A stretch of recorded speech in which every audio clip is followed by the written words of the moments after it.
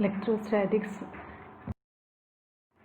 Now the field due to a plain sheet of charge.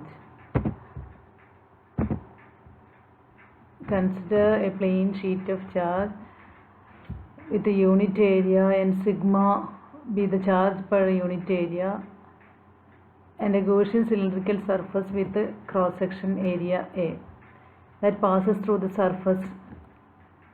The Gaussian surface is passing through the plane surface, which is a cylinder. The Gaussian surface has cross-sectional area A. Then the charge enclosed by the Gaussian surface. If sigma is the charge density and A is the area, charge enclosed by the Gaussian surface is sigma into A. And due to the symmetry, we see that the E is perpendicular to the sheet of charge and there is no electric flux through the curved surface. Here the surface area can be considered only the end surface area. From Gauss law, we have E integral, surface integral E dot ds equal to q epsilon 0, q enclosed by epsilon 0. E is a constant and it can be taken out. Closed integral ds will give the total area, that is, here in this case we are taking only the two end surface areas. Therefore, here is one A and it is another A. Therefore, the total area becomes E into 2A. The reason is that electric flux passes through both the end surface of the Gaussian cylinder. Then the charge enclosed by the Gaussian surface is sigma A. We already stated it. And substitute in the Gauss law, we will get integral E dot ds is equal to sigma into 2A equal to sigma A by epsilon 0. Therefore, the electric field E is equal to this A and A cancels each other. E is equal to sigma by 2 epsilon 0. We have electric field due to a charge density sigma is sigma by epsilon 0. Here we get sigma by 2 epsilon 0. That is, electric field due to a charge density is twice that of this electric field.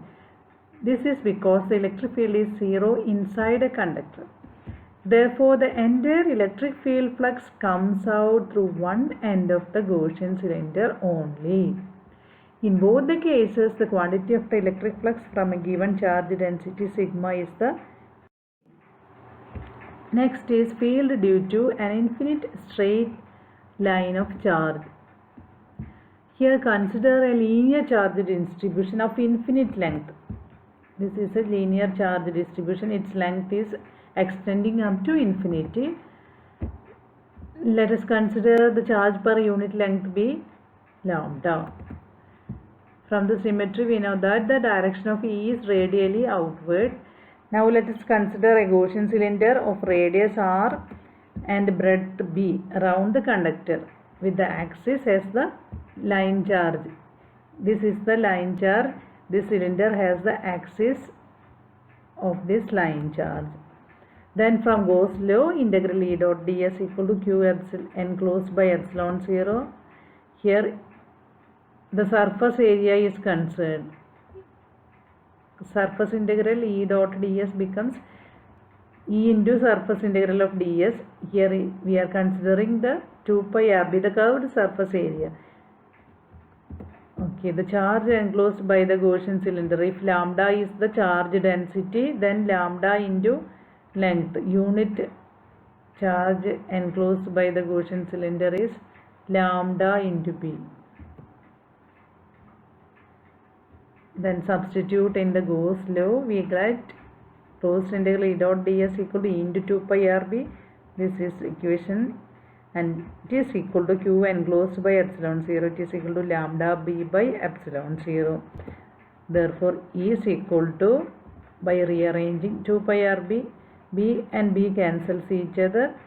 E is equal to 2 pi epsilon 0 divided by r, lambda by r into unit vector r. This is the field due to an infinite straight line of charge.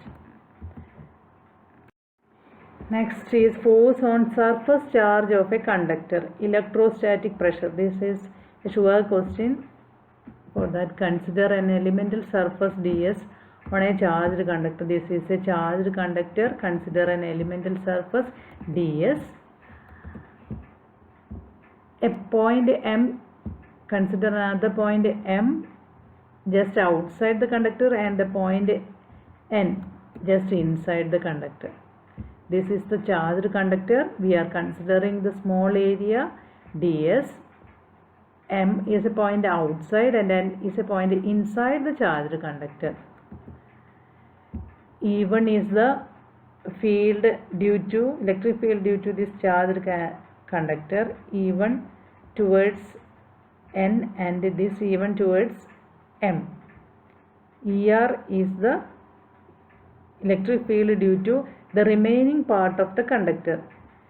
E1 is the electric field due to this small conducting area ds and ER is the remaining electric field. Okay.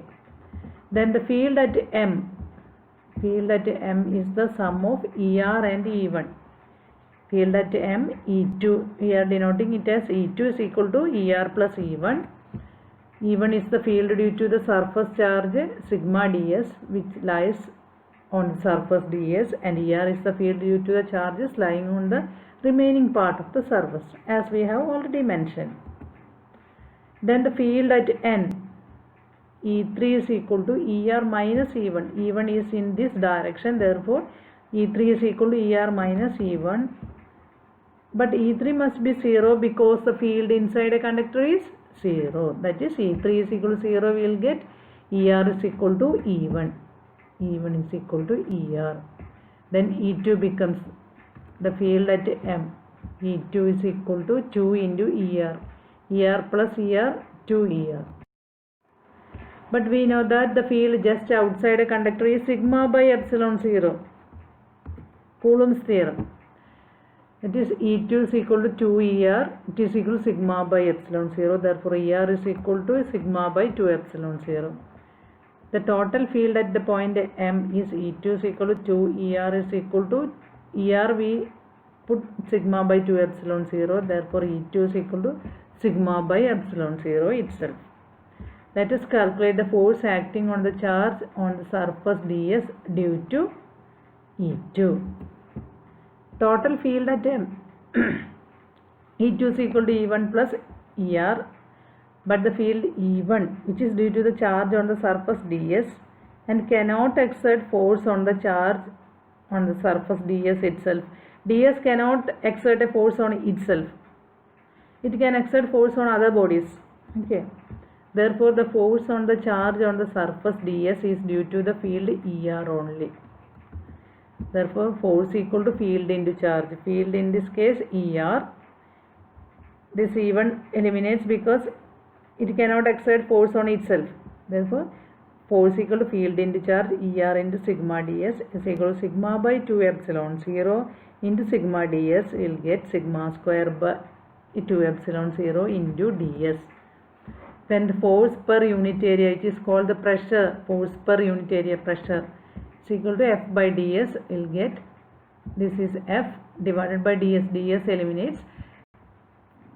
Pressure is equal to sigma square by 2 epsilon 0. This pressure is called electrostatic pressure. Electrostatic pressure expression sigma square by 2 epsilon 0. Here sigma is the surface charge density, epsilon 0 is the permittivity of space.